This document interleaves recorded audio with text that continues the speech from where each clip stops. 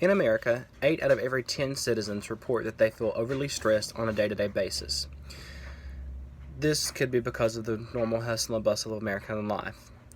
Although many people realize what stress is and that stress is negative, most people very rarely realize the negative effects that can truly result from being overly stressed.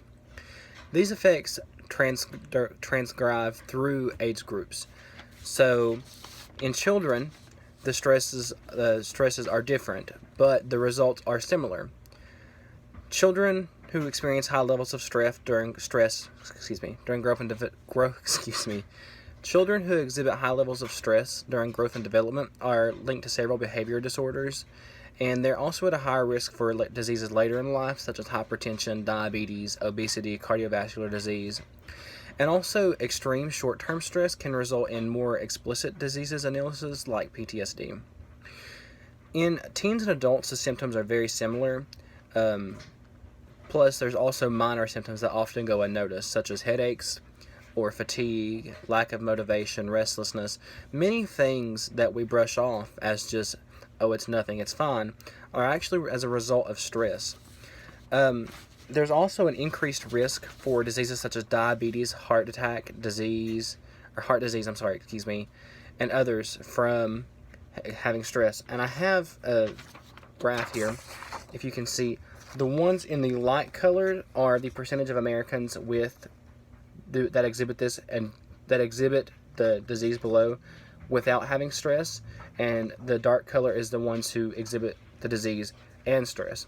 And so when you look at this, there's a very direct linkage between the percentage of people who have stress and also exhibit those illnesses.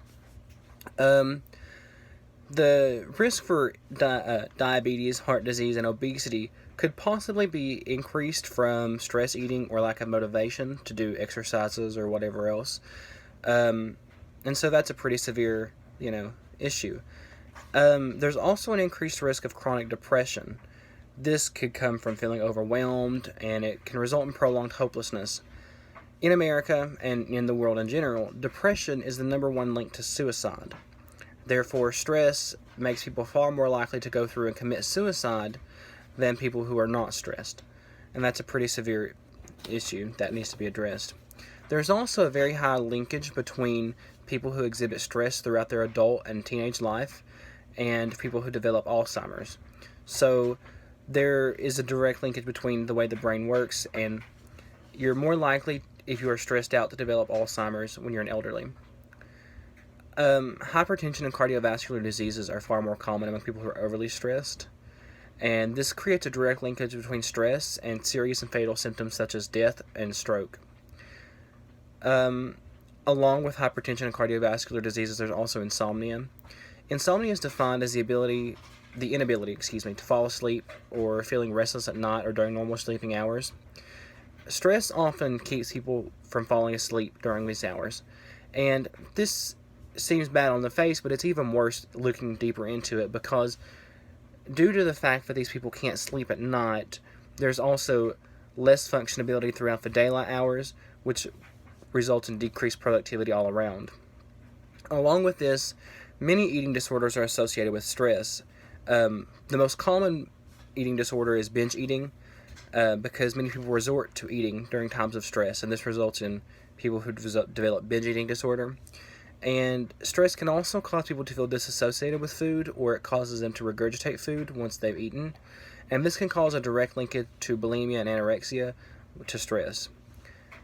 Along with these, there are circulation problems that are resulting from stress. Stress causes the body's arteries and veins to constrict from excess release of vasoconstrictors, and prolonged constriction of blood vessels and veins can result in serious illness and even death. On top of all of this, because of your body's being overstressed, it weakens your immune system, and the weakened immune system can result in your body having a higher chance to develop many cancers and tumors. Although at this time there are no particular cancers that have been proven to have a direct linkage, there is a linkage to the just being able to develop cancer and having more stress.